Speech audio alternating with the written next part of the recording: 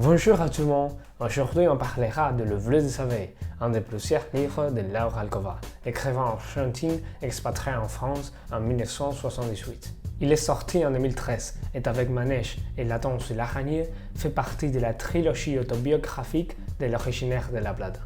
Dans mon cas, j'ai l'édition de Gallimard 2013 qui est très pratique parce que l'éditorial, en profitant de la brièveté de l'œuvre, a réussi à faire un livre vraiment compact. Si tu fais partie du club de personnes qui lisent dans les transports publics, cette édition est idéale pour toi. En faisant un bref résumé de l'argument de cette production, Le Bleu de Savée est un livre qui parle du point d'inflexion dans la vie de Laura, les moments où elle est allée vivre en France. L'œuvre, pour son attention à l'adaptation d'Alcoba à cette nouvelle vie, et grâce à être narrée en première personne au singulier, comme si Laura retournait à être la fille qu'elle était à ce moment-là, il arrive parfaitement à faire sentir au lecteur les défis implicites à une expérience de ce type. Personnellement, je n'ai pas aimé ce livre. Il est un des plusieurs romans de lettres qui ne présente pas quelque chose d'intéressant, sinon qui se limite à parler des problèmes quotidiens que n'importe qui peut avoir. En voyant ça, quiconque pourrait me dire que la vie de Laura n'est pas comme celle de nous tous. Elle a dû s'expatrier en France à cause du contexte politique de l'Argentine.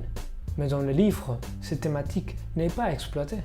C'est pour ça alors que Laura gaspille l'opportunité de faire une œuvre différente parce qu'elle ne nous parlait pas de la marque distinctive de sa vie. Alcoba fait mention de cette réalité aux premières pages du livre, mais le reste de la production est plein de choses presque irrélévantes parce qu'ils ne sont pas uniques. Les problématiques présentées sont normales. Tout le monde qui quitte son pays d'origine a les mêmes problèmes que la petite Laura a eu. C'est dommage en plus qu'à cause d'avoir décidé de narrer le livre en se mettant en place d'une fille de 10 ans, Alcoba a vraiment limité le niveau de réflexion de l'œuvre. Comme ça, la seule salvation d'un roman de ce type est aussi mise en revue.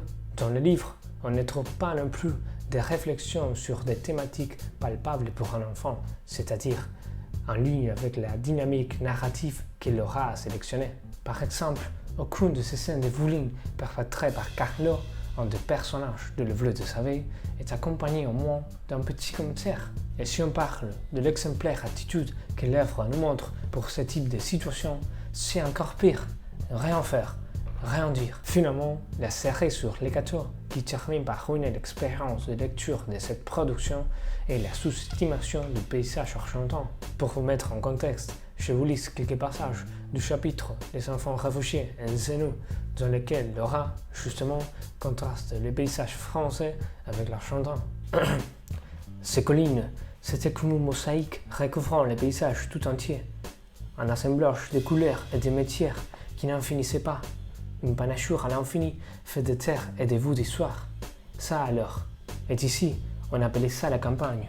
Jusque-là, la campagne pour moi, c'était un paysage uniforme et plat.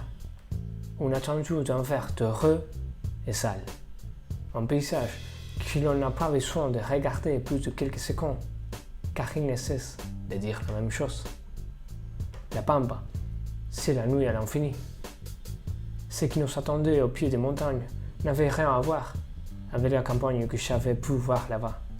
C'était un verger, un immense jardin invité, où les champs, partout, avaient su laisser leurs traces. Quand j'ai lu ça, je ne pouvais pas les croire. Ce type de construction du paysage argentin est né au XIXe siècle, quand il était nécessaire de faire penser aux personnes qu'à la pampa, il n'y avait rien, presque un désert, pour pouvoir comme ça légitimer et justifier la mal appelée conquête du désert. C'est incroyable alors de les retrouver ici, dans ce livre, écrit par une Argentine au XXIe siècle. Pour conclure, je pense que je ne recommanderais pas la lecture de Le Bleu de Savée. Le scénario n'abordait pas des thématiques effrayantes et n'apportait pas quelque chose d'enrichissant en plus. Ce livre est seulement l'histoire d'une personne qui n'a pas su exploiter ses particularités et qui a fini par écrire sur des choses quotidiennes qu'on connaît déjà très bien.